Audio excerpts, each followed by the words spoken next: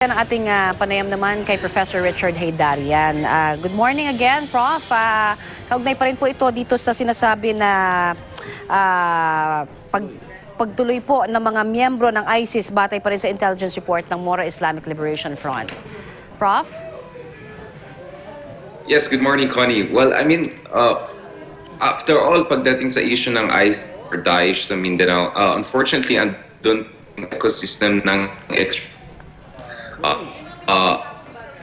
sa Mamasapa na tragedy at saka doon sa Marawi, iba't ibang grupo dyan ay nagtitake advantage doon sa deadlock sa peace process. At alam natin up until now, pagdating sa Bangsamoro Basic Law, wala pa rin sumusulong doon sa Kongreso kasi ang prioridad ngayon ng ating administrasyon ay yung federalism. Mukhang unahin pa rin nila yung federalismo bago ipasok yung issue ng BBL. At dahil dyan, meron pa rin yung disaffection, no?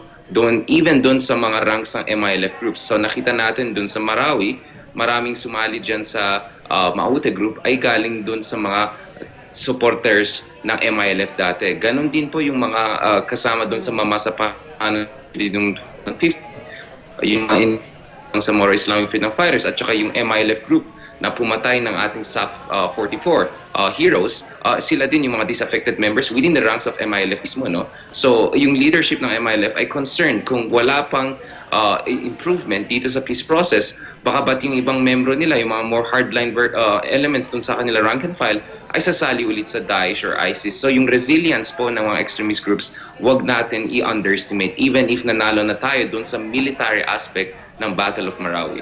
So malaki talaga ang matutulong ng pagkakaroon po ng BBL sa tingin niyo para hindi magtuloy-tuloy yung pagpasok po sa bansa ng ISIS? Well, walang garantiya, no?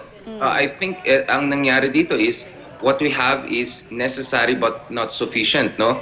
Necessary po na magkakaroon ng BBL or at least magkakaroon ng isang solusyon dun sa mga political at cultural resentment at disaffection na meron tayo sa Mindanao or injustices na meron tayo sa Mindanao.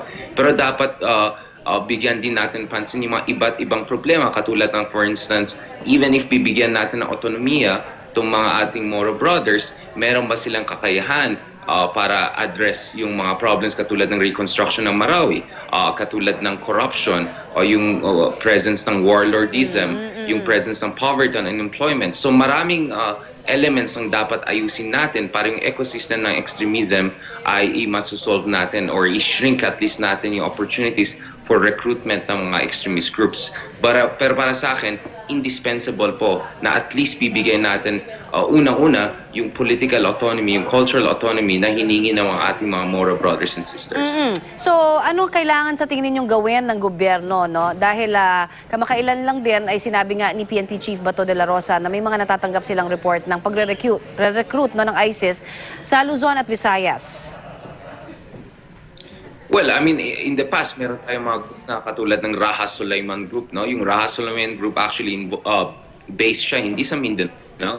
Based siya dito sa Luzon dati. So meron na po tayong precedents kung saan yung mga residents sa Luzon, either mga Muslim or yung mga converts sa Islam, ay pumasok dito sa mga extremist groups, nag-adopt ng mga ideology katulad ng Daesh or ISIS, at sila naging involved sa mga terrorist plots, no?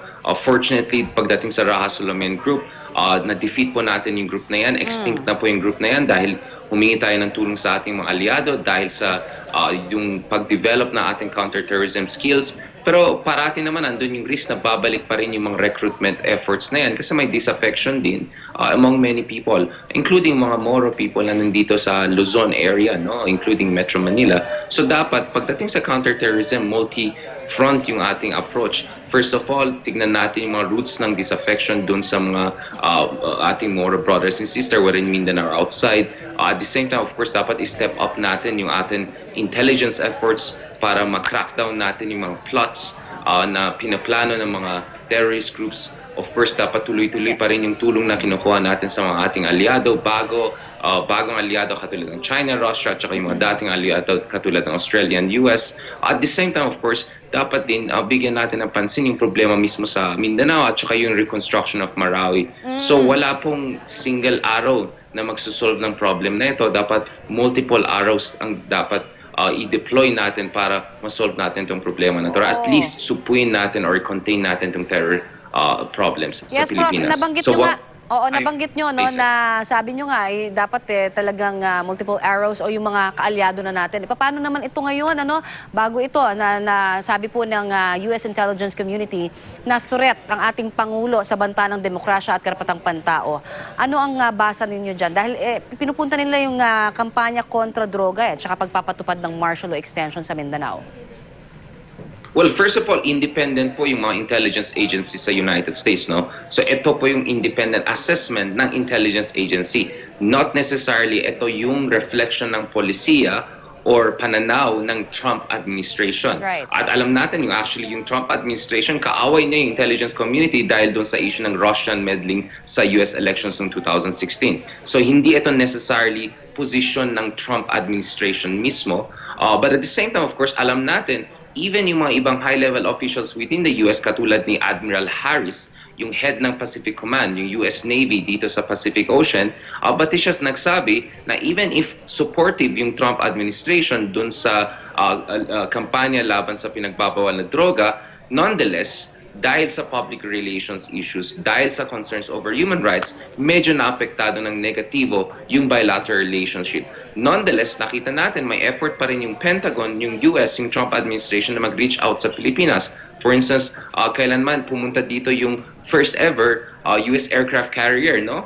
Since 2014, first na nagpadala ng US ang isang aircraft carrier dito sa Manila at 5 days siya nag-dock dito sa Manila. So, ang nakikita natin dito is tuloy-tuloy pa rin yung security cooperation natin with US, even dun sa maritime security area, kung saan gusto ni Pangulong Duterte na maging mas close sa China at mag-distance sa US. Pagdating naman sa counterterrorism, sa aking assessment, actually yung ating cooperation are better than ever, hindi dahil necessarily gusto ng US ang Pilipinas, is because yung US, sa tingin nila, mayroon tayong common enemy. At yung common enemy ay yung Daesh or ISIS dito sa Pilipinas at yung mga extremist groups dito. So, meron din silang interest na tulungan tayo, even if may disagreement, yung US, especially US intelligence community, US Congress at US media, dito sa human rights issues dito sa Pilipinas. So, alay pa rin natin sila. Yan naman ang nalinaw dito sa iyong pahayag. Maraming salamat po, Professor Richard Heydarian, sa inyong oras.